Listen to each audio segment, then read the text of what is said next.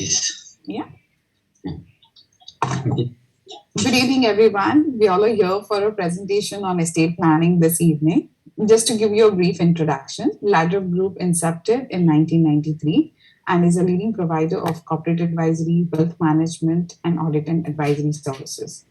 In the last 9 years, Ladder Trustees have helped hundreds of families to do their estate plan under the guidance of our founder and managing director, Mr. Raghavendra Nath.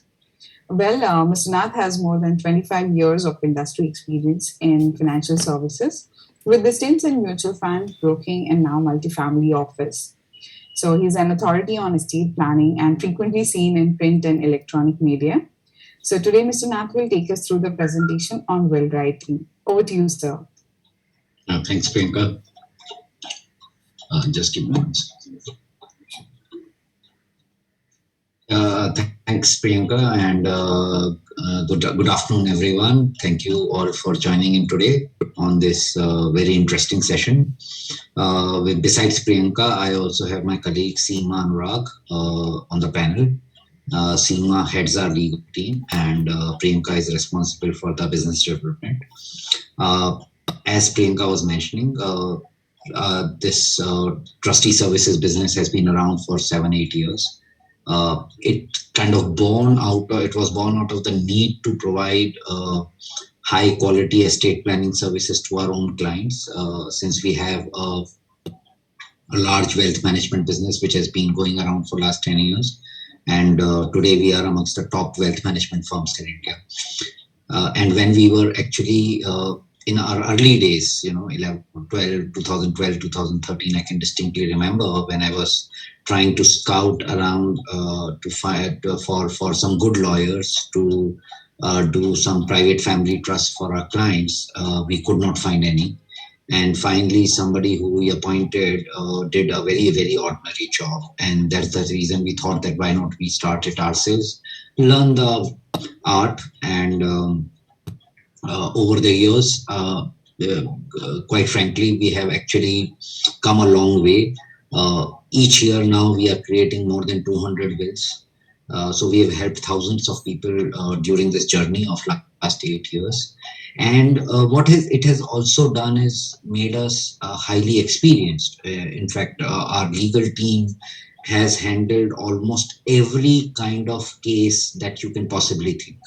Okay, so every family situation, every personal situation they've come across, and so they have become adept or skilled in kind of handling these things and providing effective solutions to our clients. And that's a very important thing, because one should realize that when you are writing a will or creating a private family trust, it's a one time exercise. You are not going to do it every now and then.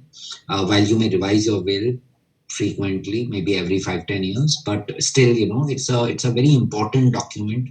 And this document basically is going to deal with your entire wealth which you have now and which you are going to acquire in the next 10, 20, 30, 40 years. So every line and every word in this document needs to be correct and needs to be appropriate, and it should reflect your intentions very, very clearly. We have seen there are so many litigation which happen around estate plans, and most of those litigations, if you were to go to the root, is because of an improper document which has been created. And it's very important. So what happens is that, okay, you may go to any lawyer and then maybe he'll say that, okay, I can create a will. Even chartered accountants create a will. You yourself can create a will. There's enough formats or those templates which are available on the internet. But the thing is that there are so many nuances around writing things in a manner which basically brings in clarity, which does not confuse things, and that's where you need experts. And anyway, so that's how over the years, because of our experience, our interaction with various people like yourself, we have kind of gained this expertise, and we are happy to share it with you. Estate planning is obviously very, very important, and many people ask when should I write an estate plan? And my answer is always as soon as possible. Whether you are young or old, whether you have less money or more money, estate plan is important for everybody, because we need to understand that if we don't have an estate plan, the laws of succession will come into effect. Okay, and laws of succession are have a lot of dependencies. They are dependent on what kind of religion you have, what kind of gender you have, what's your marital status, and the laws. They are obviously there are three different laws of succession in India. Uh, Hindu Succession Act. For Muslims, it's the Personal Law, and for other religions, it's Indian Succession Act. So depending on what's your religion, a different succession act may be applicable to you. And succession laws have a one size fits all approach. And let me just explain to you how.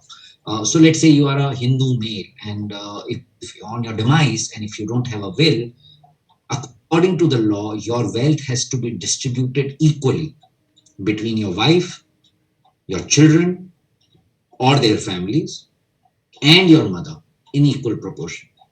Now, there will be so many people who have siblings and they say that, no, I don't want to give 1/4 share or 1/3 share. I mean, an equal share to my mother, because, our parents are responsibility of all our siblings, all the brothers and sisters. So while you want to support her, but you don't want to give her that kind of share. And in any case, she's old and whatever, her needs are limited. So you would like to give majority of your wealth to your children or to your wife. If you want to do that, you better create a will, because otherwise you're not kind of excluding the share that your mother has rightfully in your property. Or let's say father doesn't form part of the class 1 heirs.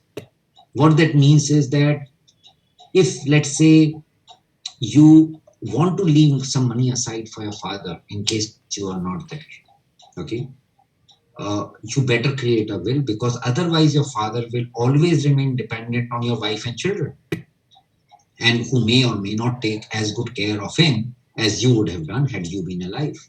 So and so on and so forth. So the laws of succession, as you can see, they just flow. Like father doesn't have a share, or mother has an equal share, or children and families of sons and daughters have the same share as the sons and daughters themselves. If we move further, let's say we look at Hindu women. In fact, here the case is even more interesting. In case of Hindu women, if they die without having a will, obviously their wealth will first get distributed between their husband and their children. But let's take an example. Let's imagine a situation where there's a woman who has been very successful. She, let's say, was a chartered accountant or a doctor or a lawyer or a professional or a businesswoman, and she has created a lot of wealth of her own. Okay, and let's say this couple did not have any children, and the husband has already predeceased her. So she's, all alone, no children. There were no children to begin with, and husband has already predeceased. In such a situation, her wealth, which she has acquired, herself, will actually pass on to her husband's parents, which is her mother-in-law and her father-in-law. And let's assume if father and mother-in-law are not alive, let's say she's quite old, her wealth will then pass on to husband's sisters and brothers, which is her brother-in-law and sister-in-law. Now just imagine how many women would like to give their entire wealth to their sister-in-law or to their brother-in-law.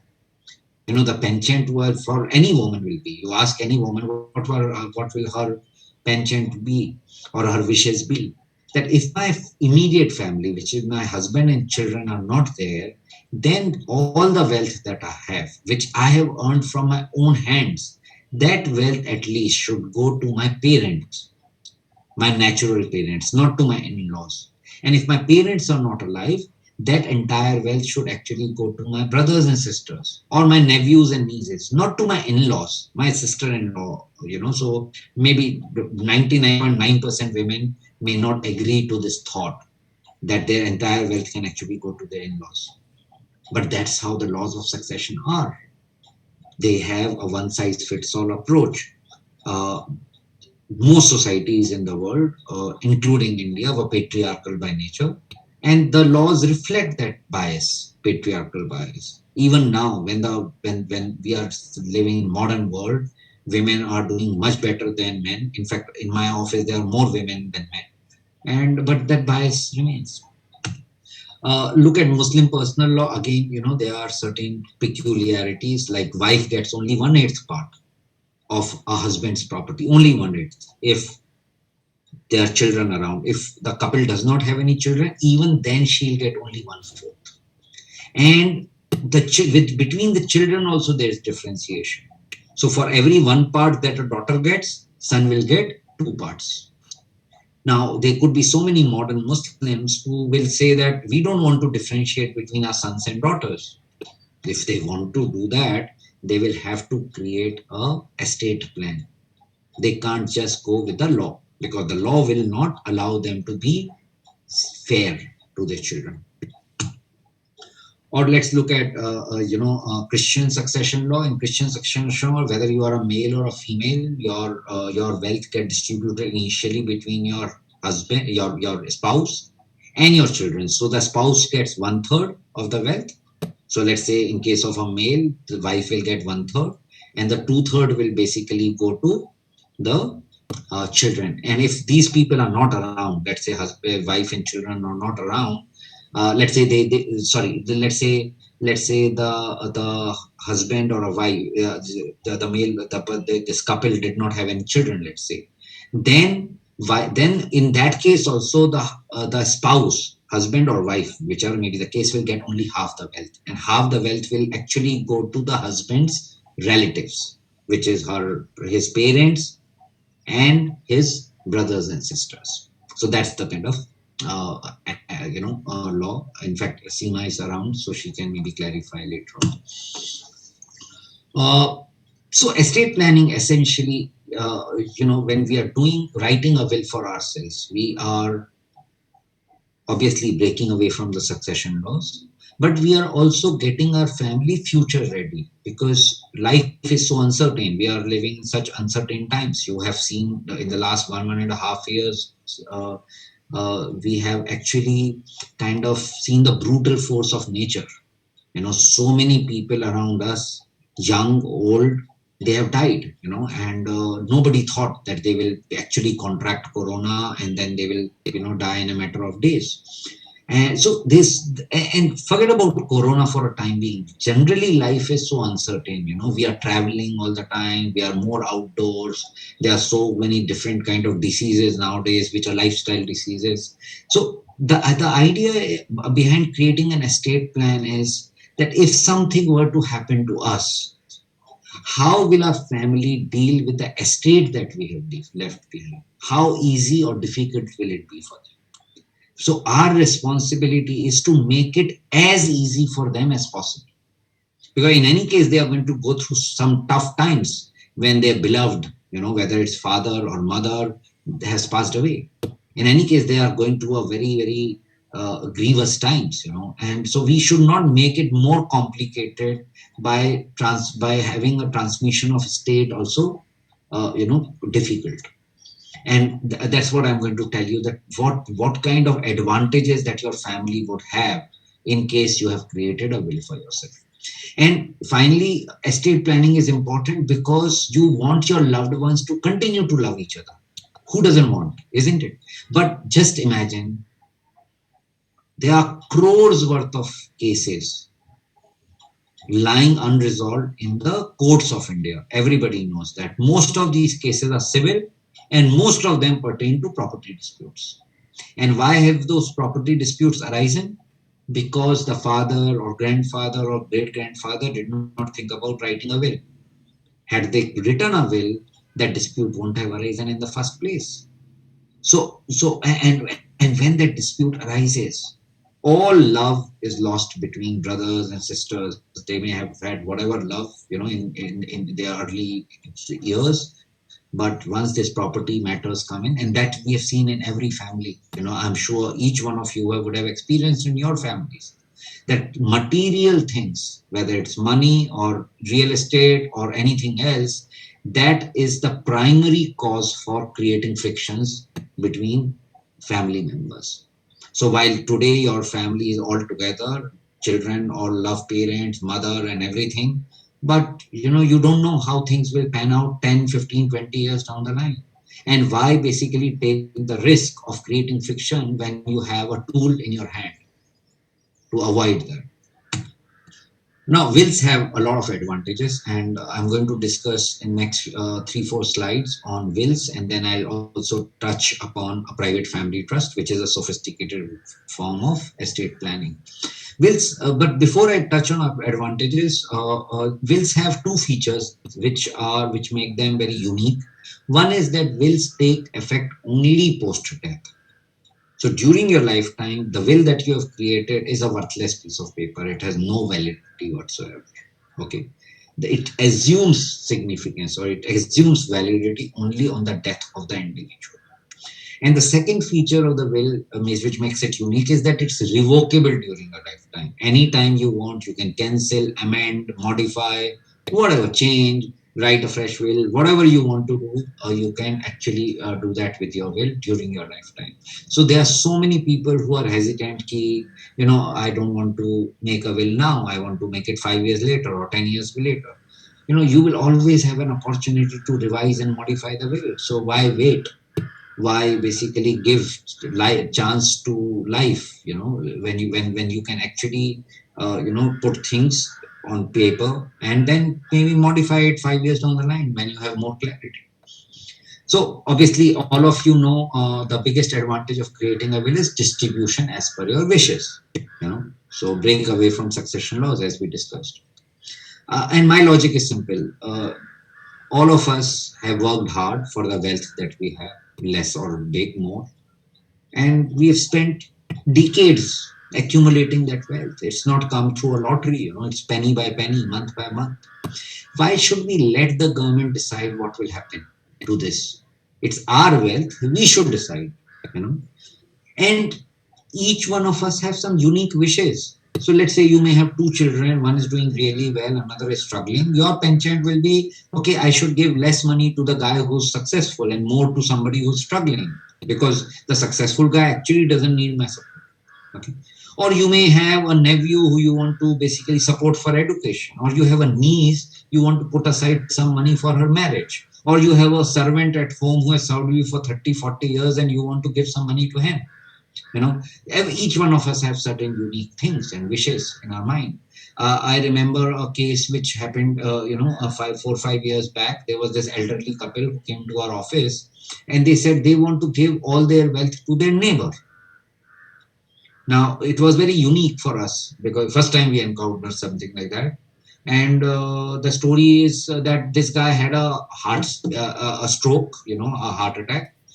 And when he was in the hospital, he has two daughters, and those two daughters live in Matunga, very close to where this guy resides. And they did not even bother to visit him in the hospital. And forget about daughters, their families, their husband, nobody came and visited him. And this neighbor had been taking care of this couple as if he was their own son for decades. So they decided to leave behind all the wealth. Because it was complex case, we called this neighbor, we interviewed him, we videographed the entire will making process, and we also went and registered the will. And as luck would have it, 2 or 3 weeks after the registration was done, this guy had another heart attack and he passed away. Now just imagine if he had not created this will, 2/3 of his wealth would have gone to two people who did not even consider the gentleman their father. That's another matter, that when he was creating a will, he left behind 50 lakhs each to both his daughters. That's father's heart. But they were completely undeserving people. But he had the wisdom to actually create a document which elicited his wishes in time. But the bigger advantage that I see of creating a will is not distribution, because most of us have very, very simple family structures nowadays. Most families are nuclear, and therefore, things are not as complex as the example that I've given. The bigger reason why you should create your will is consolidation of assets. And,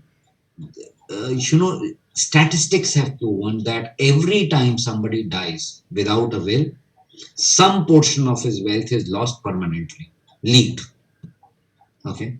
Because just imagine, if somebody doesn't have a will, how will the family react? And I'm sure some of you would have had faced that situation in the past. It becomes like a treasure hunt, families hunting around papers and files and cupboards and drawers and office and chartered accountant to figure out what this guy had during his lifetime. Whatever you can find out, you can, transfer. But what about things which you are not able to find out? There are 25,000 crore worth of fixed deposits lying in the banking system, and nobody has come to claim them, which means basically these FDs are lost. So if I don't know where my FD is, how will my children come to? That money is as good as it's donated to the banking system. Or there are 20,000 crore worth of life insurance policies waiting for claims in Life Insurance Corporation. These people have died, but the next of kin have not come forward to claim the policies because they don't know whether the policy existed or not. Their policy documents are lost. We have had so many situations. In fact, live cases we have dealt with. There was this client of ours. He was a director in a large pharma company, walking in Shivaji Park one day, some eight years back or so. Died of cardiac arrest there. In 2 minutes, he had passed away. In fact, when he died, we were actually creating his will, and we were in the process of actually preparing his will. Left behind wife and 2 daughters. They had no clue about what he did and what was his wealth. So we started hunting around. We could gather around 3.5 crore worth of financial assets. And one day I was sitting in their living room and there was this bunch of papers which were lying. I brought them to my office and I figured some 50 lakh rupees in that, and these women were thinking that these are all zero balance folios. He had a business in Peru, and the Peru partner, his business partner in Peru has promised to pay his wife 10 lakh rupees every year for lifetime. Why will somebody be so generous? He had a large interest, but there's no paperwork in India. So wife doesn't know, so whatever this guy is giving, she's just taking because there's no paperwork. Okay. Or we had another case around 10 years back. This gentleman was, died in a car accident, left behind son and wife. Marwadi family, they run a printing press in Andheri. Obviously, wife had no clue, she was a homemaker. Son was only 21 years of age. Again, son had no clue. So we went around with his PAN card, insurance companies, mutual funds, banks, everywhere, and we recovered around 8.5 crore worth of assets at that time. I'm just talking 10 years back. We don't even know how many more crores are lying where. Because PAN card is not very old. It's just 23, 24 years old. Before that, there was no PAN card. So if he had invested some money somewhere or he has given some loans to some people, nothing comes back. And you can do this exercise yourself. I'm stressing on this point a little longer because it's so important. And you can do this dipstick today at your home. Ask your spouse, how many insurance policies do you have? How many bank accounts do you have? How many demat accounts do you have? Where are the papers kept? Where are the property papers kept? Where are your bank lockers? How many bank lockers do you have? Chances are your spouse will know only 50-60% of it. And you do the same exercise with your children, chances are they will not even know 10% of your wealth's whereabouts. I can talk about my family. My son is 22 years now, will turn 22 next month. And he has absolutely zero clue of my wealth. He's absolutely zero. And I don't even want him to know. Because I want him to basically create his own life, his own career. I have given him education. That's about it. Now it's on him to create whatever he has to. And he can't basically get influenced by what I have or what I don't. And most of us will have the same mindset when it comes to children. So how do you basically create a document which can basically be useful to them when you are not around to tell where you have kept all the wealth? And that's where will becomes very useful. Or let's say so many of you will have a charitable bent of mind. Now, your family may not subscribe to the philosophy or values that you have. You have decided to give some money away to charity. but your family may not agree to that. Okay, so when you are gone, that charitable cause can come to a full stop after you are not around. So if you have something, a charitable cause close to your heart, it's important that you create a will and mention that and allocates that amount of wealth that you want to allocate for that cause right now. Okay. Uh, Before I move further, let me just kind of give you some clarity on nomination and joint holding. And there's a lot of confusion around this. A lot of people we come across say, why should we create a will? We have simple family structure. I have put my wife as joint holder in all my assets and my children as nominee in all the assets. So what's the problem? After my death, my wife will assume ownership of all the assets, and if both of us are die, then in any case my children are nominee, they'll assume ownership. The problem with that argument is that both nominee and joint holders in the eyes of law are considered as custodians or trustees. Basically they are safekeepers. They don't own the asset. The assets that you leave behind belong to all the legal heirs, irrespective of whoever was the joint holder and whoever was the nominee. So let me give you an example. Let's say you have 1 crore rupees in your bank account and you have put your wife as the joint holder and your children as nominee. After your demise, your wife becomes a first holder and she starts enjoying this money. Okay. Your daughter, after 10 years, thinks that, okay, my father has been unfair to me. Okay. She gave, I owned 1/3 of this property, whatever he left behind. But he made only my mother is enjoying that property. And in fact, I need this money more than her because she has very limited needs. Whereas my children are growing, I need a bigger house, I want to shift to a better city, I want to send my children abroad, I have lifestyle, there's so many things. So she goes and files a claim against her mother, or she goes to her mother and says that, okay, I had 50% share in the property or 33% share in the property and I want it now. And your wife cannot deny it because she was just a safekeeper, she was just a custodian, she mistook it as ownership. But that's not the case. The only place where this thing is it has this joint holding as a different meaning is in real estate properties. So let's say you have a flat where you and your wife are joint owners. Even though you paid the money, your wife will be considered as 50% owner of the property. But barring that, in every asset, whether it's shares or it's insurance policies or it's provident fund or bank account or mutual funds or demat, this what I just said to you holds true. Okay. So joint holding does not solve the problem. So but you should still do joint holding, you should still do nomination. I have joint holding everywhere, I have nominations everywhere. What they do is operational convenience. So if you have a joint holder, it's much easier to take possession of the property than if you did not. So then the paperwork will be higher. Okay, or when you have a nominee, it's easier to take possession of the property, but that does not make the nominee legal heir. The problem is the further problem, or the funny thing I always say is that when people think that they don't want to create a will because they are thinking it's making their life complex. But actually they bring in complexities in the lives of their family members if they don't have a will.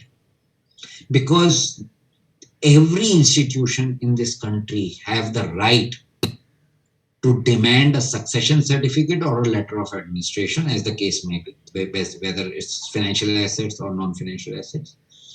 And you will have to produce it. So again, let me give you an example. Let's say you have a plot of land.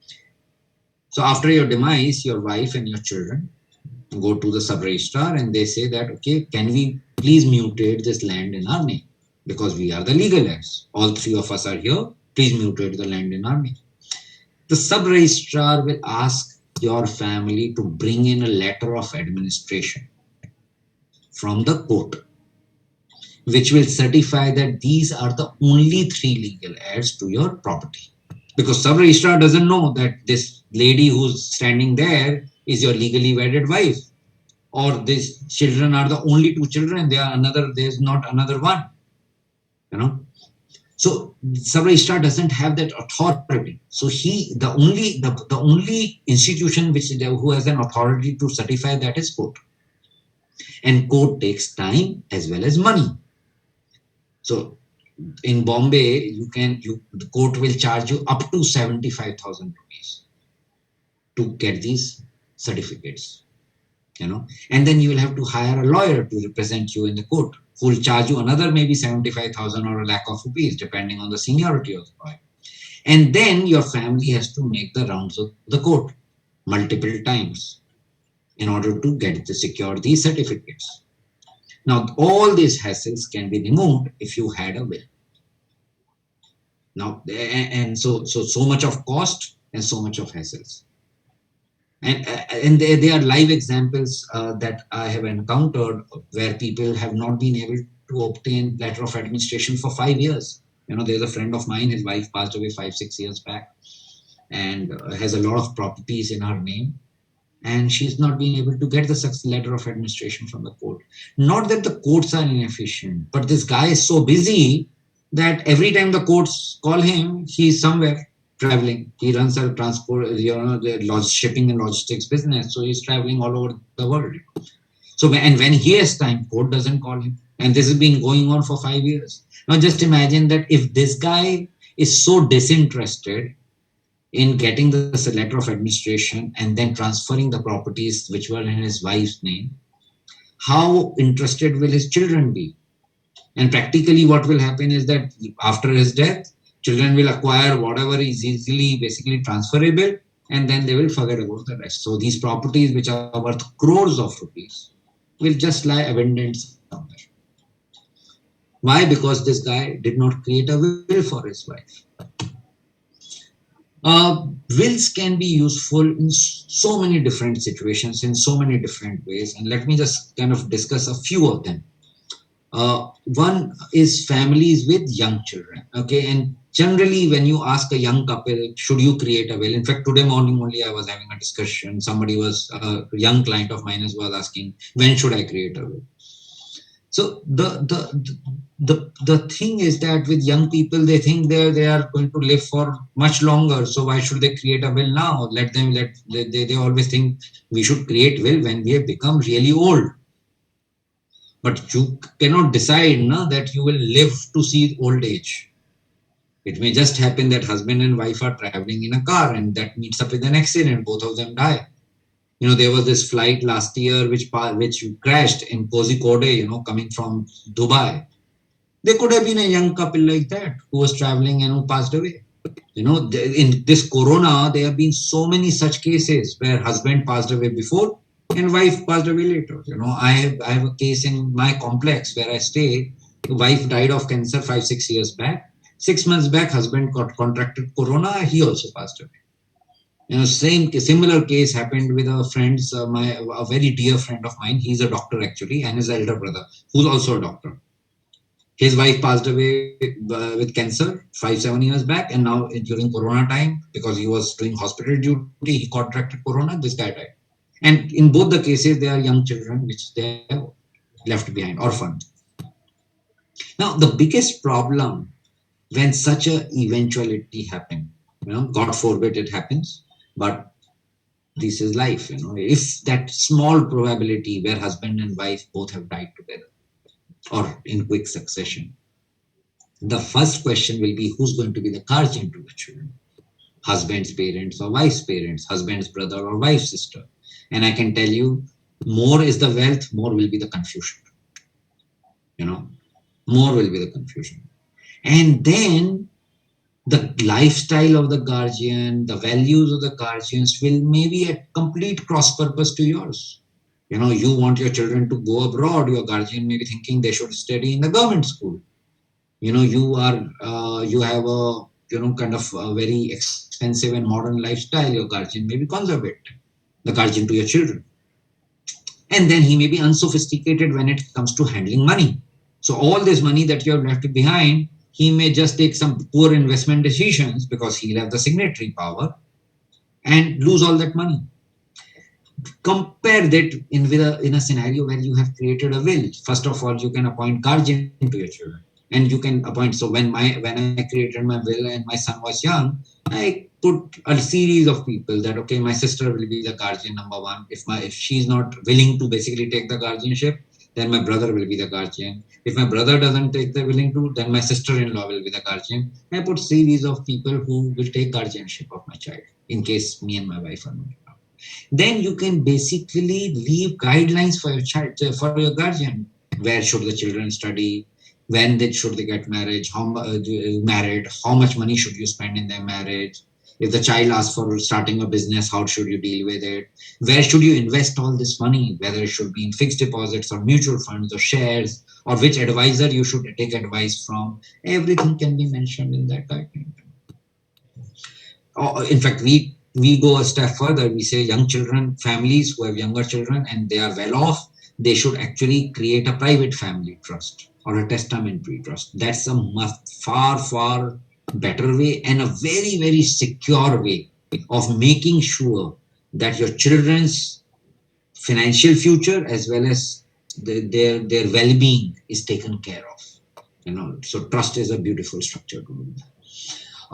Then there is cases of traditional families where daughters get less share, and there are so many families where this happens, especially in business families.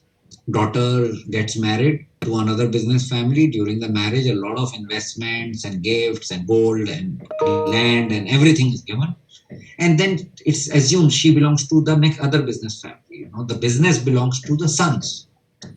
So we had an example last year, very interesting example, case actually.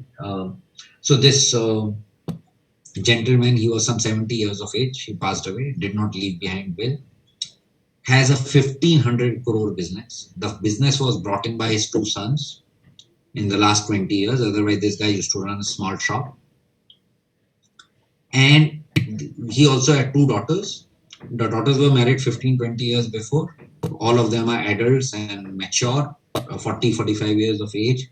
And these daughters have now come forward and they are demanding a share in the business because the entire business was in the father's name. Now, these boys, these sons are running helter-skelter because, the business is getting threatened to split four ways. But they can do very little about it. And because his father did not leave a will. If he had created that one simple page, he could have saved that business from splitting up and that family from creating a dispute which will have no love lost between the brothers and sisters anymore. That one page would have saved that family. Or let's say, take example of children living abroad. And I'm sure a lot of you here today will have this scenario where your children are not here in Mumbai or in the city where you reside. Either they are living in separate cities, different cities, or they are living in different countries. And if you are living abroad, execution of a will can be a nightmare. Because just imagine, let's say there's a death and the father or mother has died. These children will come down during a bereavement, complete the last rites, and then their lives are abroad. They are citizens of those countries. They have houses there, investments there, their careers are there, children are studying there. They are not going to leave all that or wrap everything up and come here to consolidate your assets. It's not going to happen. And the problem with execution is that every institution has different paperwork and it can keep going back and forth. I was dealing with some physical shares of a director in a board. He was a chairman of a large bank and he was also a director, passed away some 4 years back. He left behind a trunk load of physical certificates. Daughters are living in US and wife has also now shifted to US with the daughters because she was alone. So I, out of sympathy, took up the task and thought that, okay, let me just convert these physical share and demat shares so that these daughters can sell those assets and take that money abroad to US. I deputed one person, and this person spent hundreds of hours and could convert only around 2 crores worth of shares. There are still around 7, 8 crores worth of shares lying. And then I have folded my hands. I have said, sorry, I can't do this anymore. You please take care, take this trunk load of shares and manage it yourself. And I am sure that these shares will continue to lie where they are for next 30, 40 years. Because the amount of paperwork is so much that it's impossible for somebody to carry out. Compare this or contrast this with a scenario where you have created a will. In the will, you will name an executor. Executor has a legal status. He is your trustee. He is your attorney after you are not around. Okay, like you appoint power of attorney. So he's like your attorney after your death.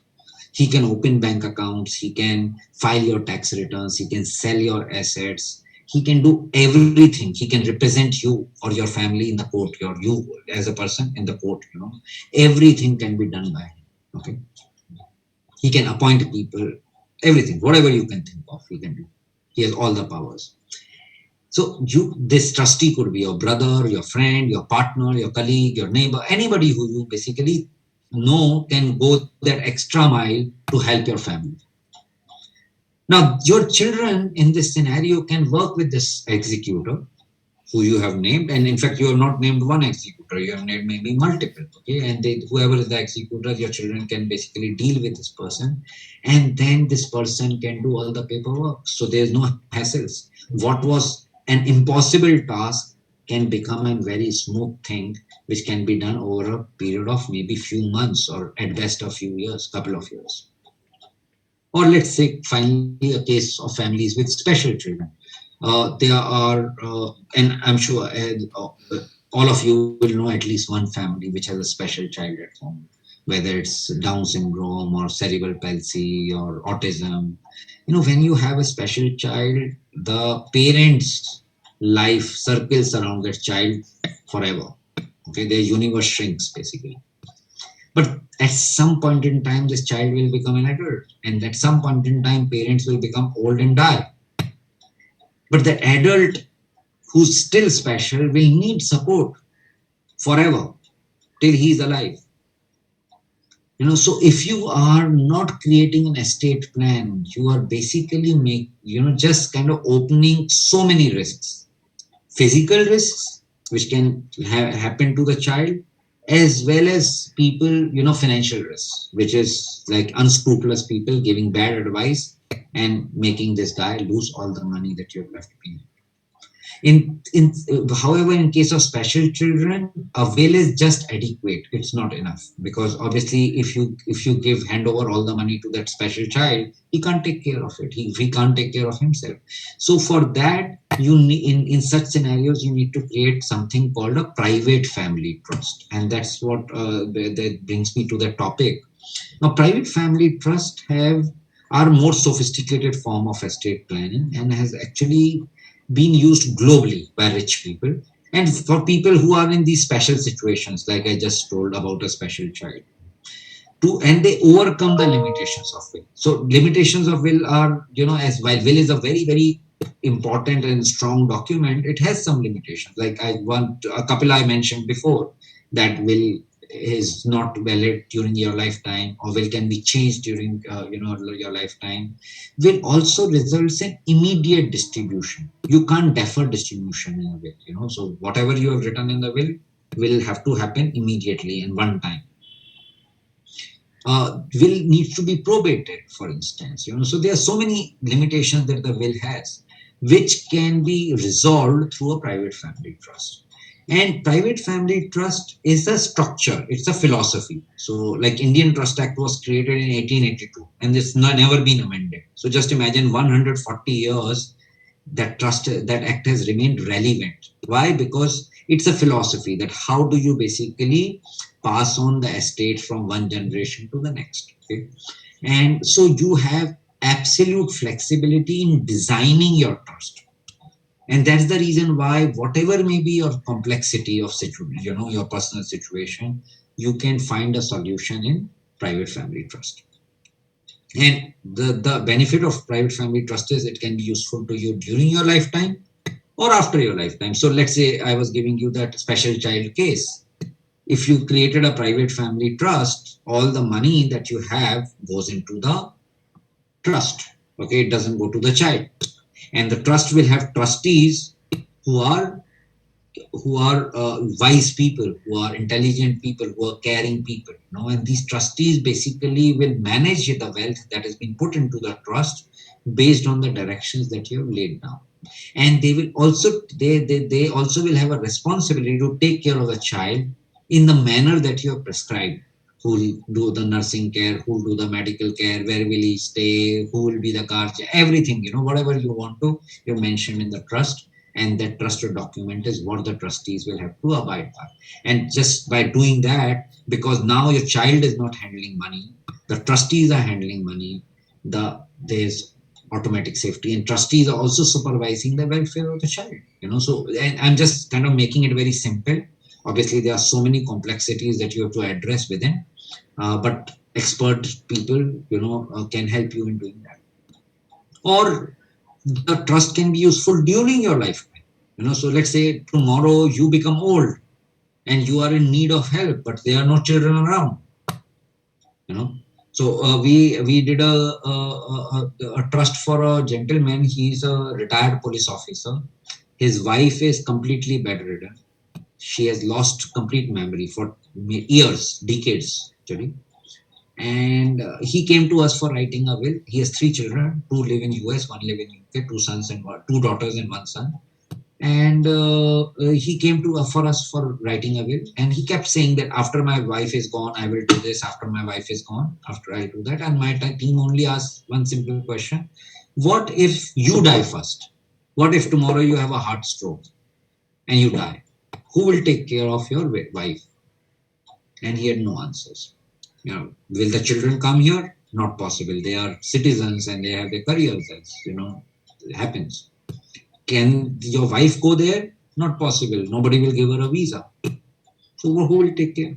And he had no answers. So we then created a private family trust for him. And now, so right now he's the principal trustee and he's managing the trust.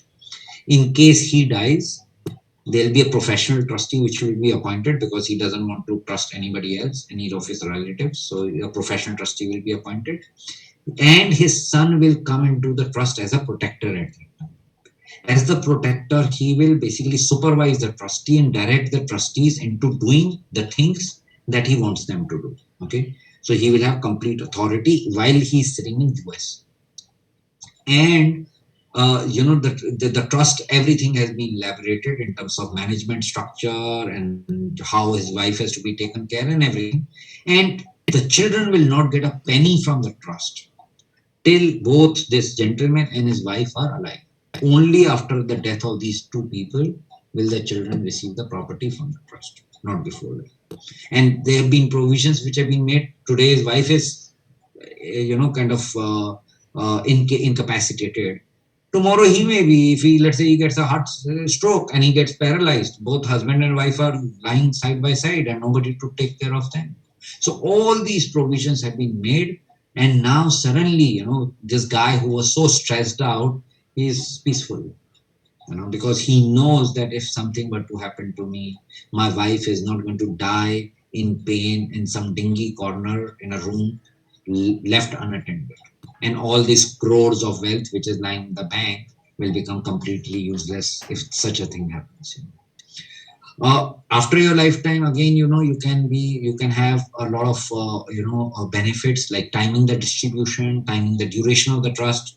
So many of you would want a multi-generational structure, so that your aane wali generations, future generations can benefit from the wealth that you have created. Let's say somebody is fortunate. If you have, and I give you a simple example. Let's say somebody has 25 crores of wealth, and there are a lot of rich people who have that kind of wealth today. In next 40 years, this 25 crore will become 2500 crores, 100 times minimum at 8% rate of interest. If you are invested into equity market and you can earn 12-13%, then it will become even higher.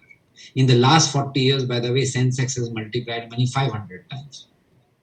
So if you had 10 crores in 1980, let's say you were a rich person, today you will have 5,000 crores.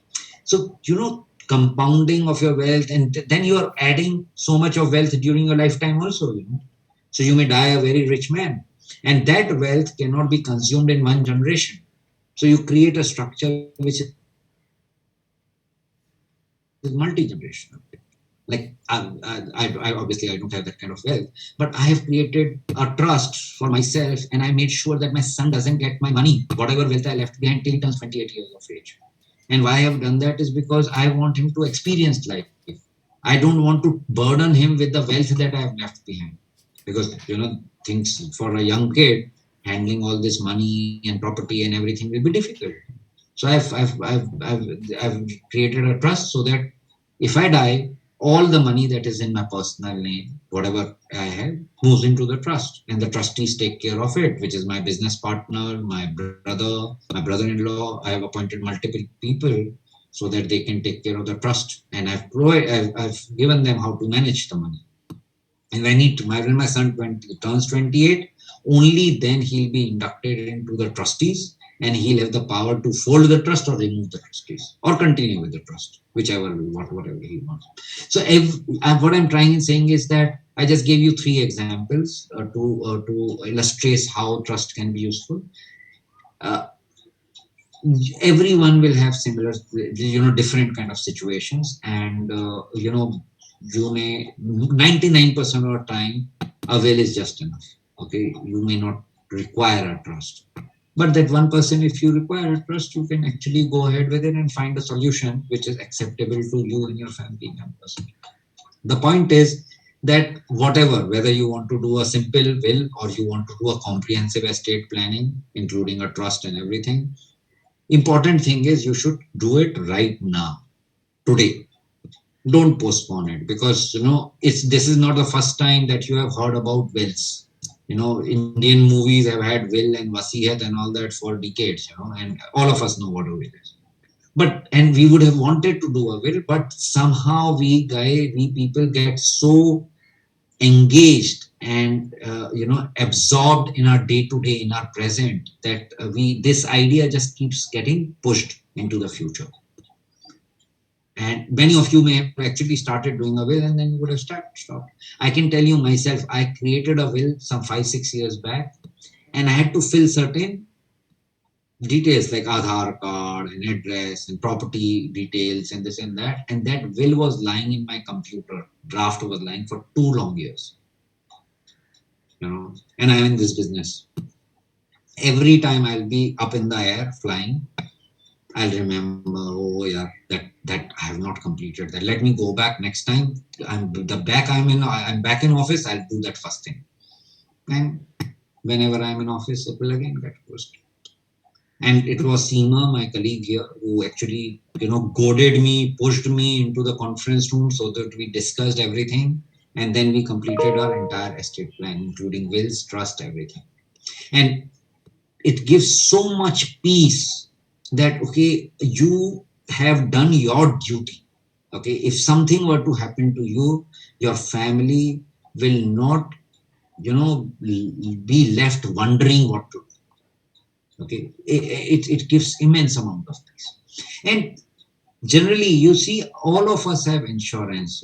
I'm sure each person in this audience today would have bought an insurance. And why have you bought insurance? Because you want to protect your family. But your wealth will be much larger than the insurance amount. That insurance that you have bought is a fraction of the total wealth that you have. So why shouldn't you protect your family with your entire wealth that you have?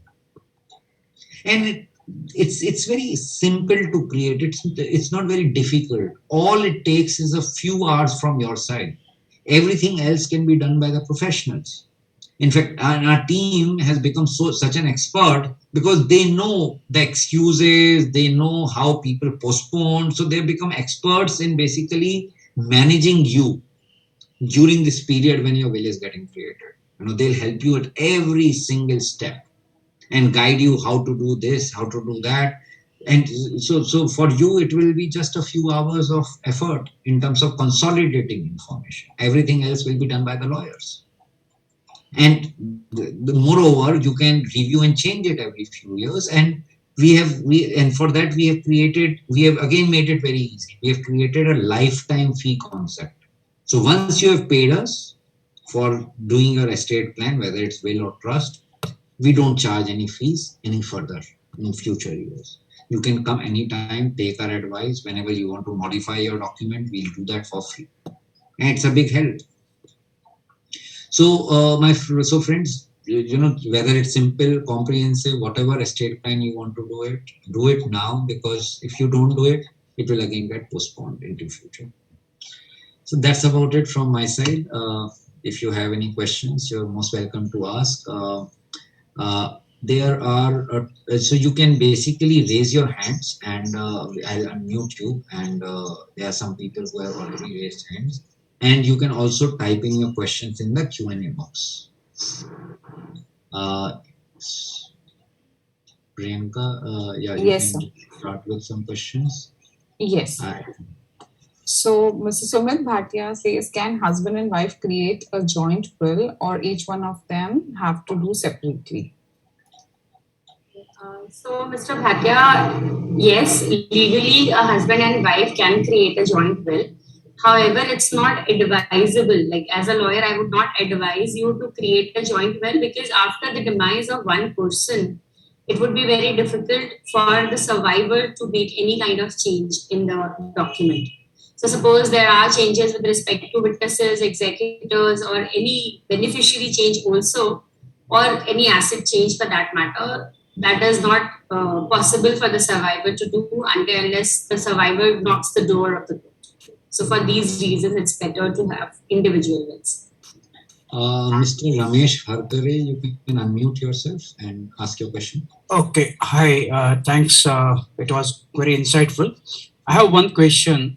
You mentioned somewhere you need to take a probate order from the court. So if I have registered a will, still I need to take a probate order from the court? That means me, my successor. Does he have to take the probate order if the will is registered?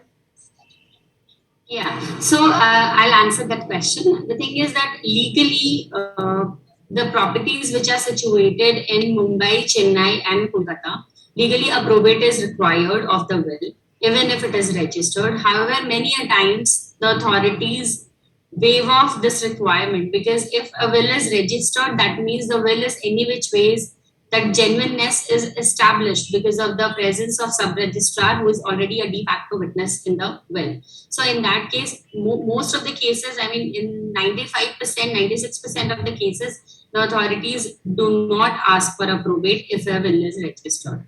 However, they are entitled to. They are entitled to ask for a probate if they want. Thank you. Thank you. Thank you, Mr. Harkare. So we have another question. Can a beneficiary in a will be an executor? Yeah. So yes, a beneficiary can be an executor in the will, and in fact, we suggest our clients to have beneficiary as the executor because he is an interested party, and the person will be able to execute the will easily, after the demise of the person, because it needs a little. It is a person who is responsible enough and a person who has some time will have to put in some effort and execute the will as per the provisions made therein. So if he has any interest in the will, it would be it is a human nature. It is human nature that if I'm getting something out of it, I'd be more interested to perform the duties. So that is why it is advisable. Mr. Gopal Pujal, you can ask. Yeah. Ms. Rajendra, I'm very happy that you have given all the details. I would like to know whether I can appoint alternate executors. Number 1, 2, 3. Supposing I have appointed somebody and he's not there at that that time when I'm not there. So the next person can take care of that. Can I do that? Yes, you can.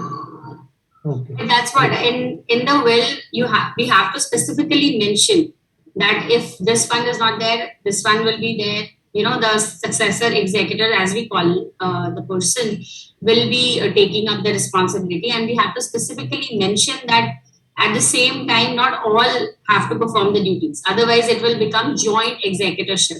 So that part has to be taken care of. Okay. Thank you. Thank you, Mr.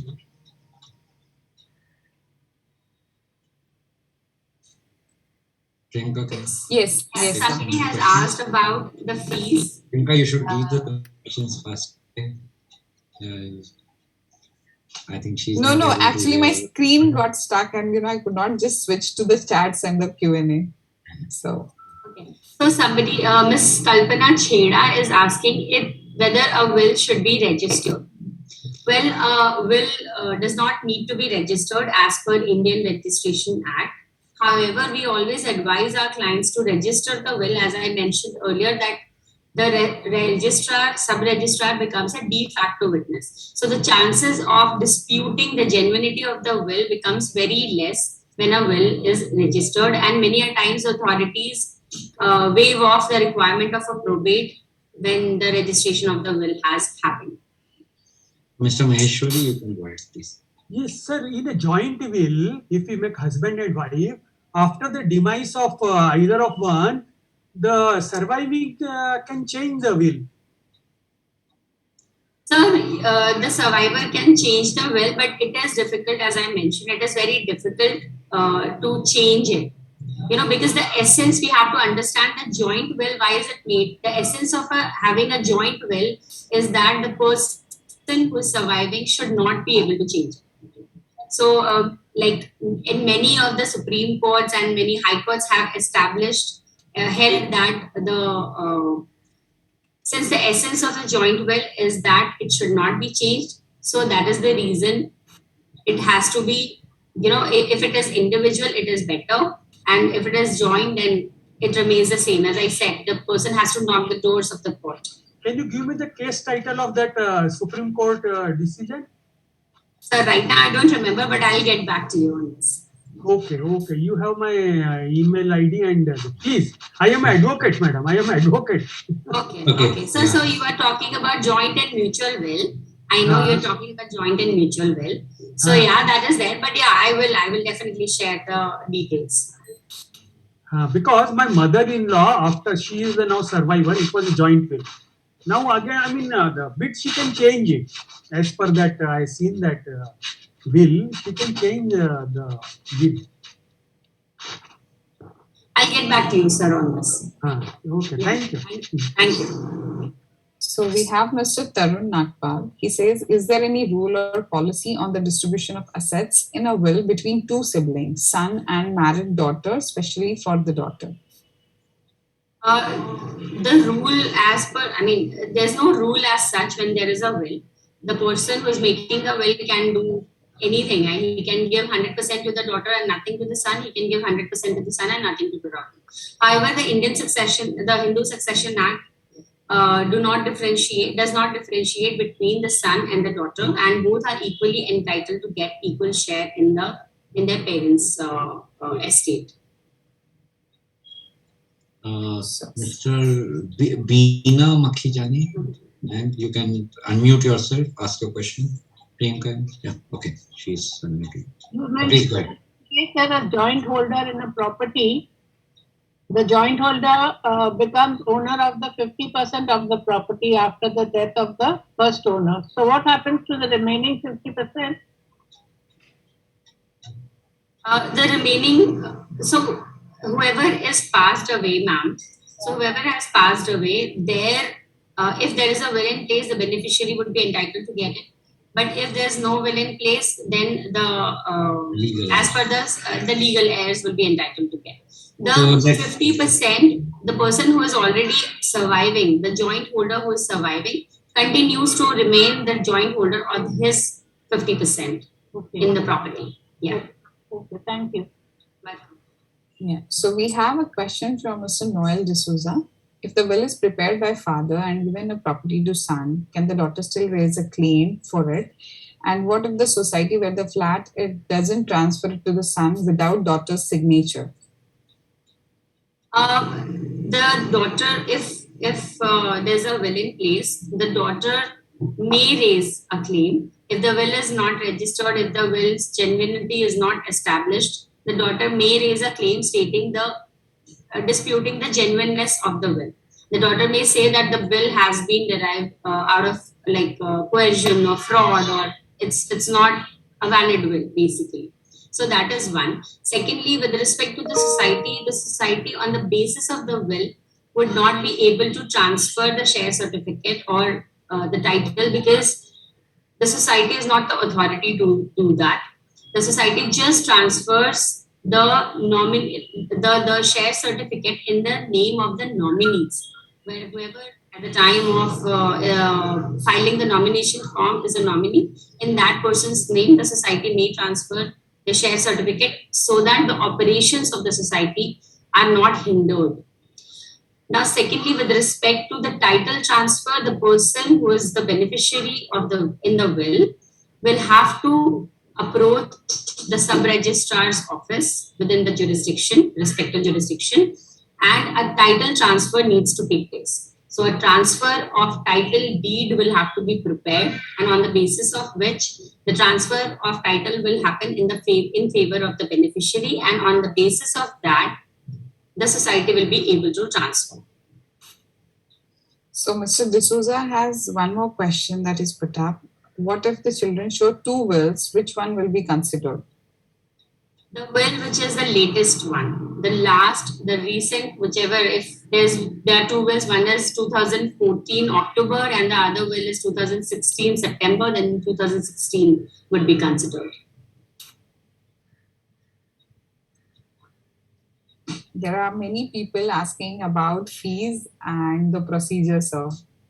Yeah, so that I'll take. Mr. Sudheen, has he put a question? Just check up. Yeah. Okay, so Mr. Ramesh has asked, what are the typical will registration charges? Are they dependent on cost of assets? The typical, see, if you go and get it registered yourself, you can do it under 1,000 rupees, because they just charge for scanning and for registration and all. But if you go through an agent, the agent charges a little extra, which may go up to 3,000 or 3,500 like that. Yeah, so I think, so the other question, Priyanka, that, cost of our cost, basically our charges. So we have, for trust, it is basically variable depending on the complexity, and we can discuss on a case-to-case basis. But for wills, we have a standard fees of 10,000 rupees for each will. So let's say husband and wife together you are doing, then it's 20,000 rupees. If you're doing one will, then it's 10,000 bucks. And that covers basically everything, right from initial discussions, helping you with the entire consolidation of information, discussion of the first draft, final draft, everything. So everything gets covered in that. So it's an end-to-end process. And somebody has asked, how do we contact? So, Mr. Sudheen, basically, we'll have your contact details. And what we will do is after this webinar, maybe on Monday or something, my colleagues will contact you on the contact that you have left in the registration box. Mr. Tulsiani has asked, a will which is handwritten and duly signed with thumbprint, but no witnesses, will it be valid? A will, the requirement of a will to be legally valid is that two witnesses need to be present. They need to countersign the document after the testator or the testatrix has signed it.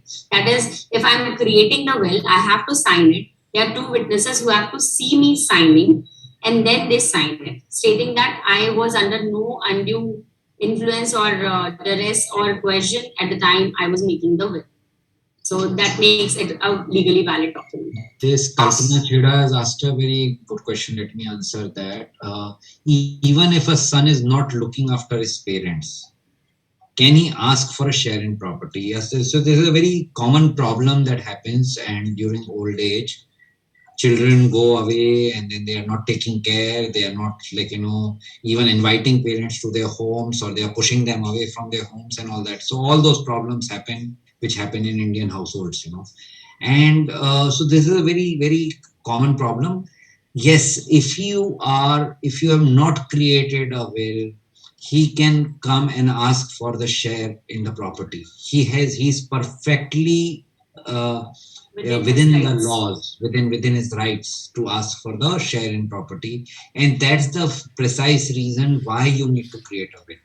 If you think that your son is not, one son is taking care of you and the other is not, and let's say you have limited wealth, you can actually write a will which reflects your wishes, and you can actually go to the extent of not giving any wealth to one of your children. So it's all possible within your rights, and that's the reason why you should exercise this right when things are well with you. Okay, so, and I always tell people, when should I create a will? Create will when you are healthy, when you're happy, when you have clarity of mind. That's when you should be creating your will. Just imagine if I was basically hospitalized and I'm fighting for life, will I think about creating a will that time, or my family will be thinking about fighting for my survival? And in fact, if my family forces me to write a will, obviously they have some ulterior motives at that time. I will actually may not sign that, and that will may not be valid, because one of the conditions in will is that you need to be in the sound state of mind and body when you're creating the will. So so you should create your will now, when you are in a clarity, clear thought, you are together, you have no disputes, no altercations, anything. That's the time when you should be creating it. Okay, so Mr. Tejal Shah is asking if one will is registered and the second which is not registered, it is unregistered, which one is valid? The second will, which is the latest one, even if it is not registered, will be considered valid. However, since you have registered, since somebody would have registered the first will, it is advisable to register the second will as well, so that the validity is not questioned. Yeah. Otherwise, it will become a troublesome dispute. Yeah. So there actually disputes happen because of these things. People don't get proper advice, and then they do these things, and then they create disputes. Bal Thackeray had a dispute. Bal Thackeray's children, after he passed away, there was a dispute in the court for 10, 12 years. Some of my colleagues told me that it got resolved a couple of years back. And why was the dispute created? Because this guy did not register. In fact, the Bandra court is just behind where he stays in Kalanagar. And in fact, the sub-registrar would have come to his home to register. But he did not. The lawyer did not advise him. So Jaidev Thackeray was claiming that this will is not genuine because my father never writes in English. He has everything ever he has written is in Marathi. And in fact, he went around and based on that, he went and filed that this is a forged will. And it took 10 years for the court to basically decide and settle that case. So we have a question from Kashaval Lobo. Can two witnesses be from one family, or you need to have two witnesses that are unrelated? Two witnesses that are unrelated. Yeah. So witnesses obviously should not be related to beneficiary. But two witnesses can be from one family. However, it is advisable if you can get somebody who are independent of each other, then it is better. Otherwise, legally, there's no problem to have two witnesses from the same family if they are not related to beneficiary, of course. So I think we Ms. are Meena? at the end. Yeah, please go ahead. Yeah, so Ms. Meena has one more question. Do the will maker and the witnesses have to sign in front of the registrar only, or can sign at home and then register it in the court? Yeah, so with will, this is not possible. Will is the document wherein we talk about the operational will being operational only after the demise of the person. So it is very important to see that the person who is signing it was under no force or duress or coercion as such. So that is the reason it has to be in front of the sub-registrar and along with two witnesses, and When you go for registration, a medical certificate is also required, which establishes that you are in sound state, sound and disposing mind to prepare your will. So all these things are important so that in future there's no dispute that is raised. So I think we have come to the end of questions. If there are anything left behind, my colleagues will take a screenshot and then they will approach you. Obviously, if there are any questions which we have not answered, and if you feel that we should answer, please write back to us. I see some people who have raised hands, but in the interest of time, we are not taking any further questions. But please send the queries to us and we'll definitely reply to each and every query of yours. Thank you so much for attending this session. I hope it was useful. And one request from you, we keep doing these webinars regularly. And the idea is to educate as many people around the subject of estate planning. Obviously, if you're interested, you can utilize our services, but as you can see, it's free of cost. So if somebody wants to basically attend this session, please recommend us and we will be happy to share a link with you or with them when we are hosting this webinar next time. Thank you so much. Have a good weekend and please create your will on time. Bye-bye.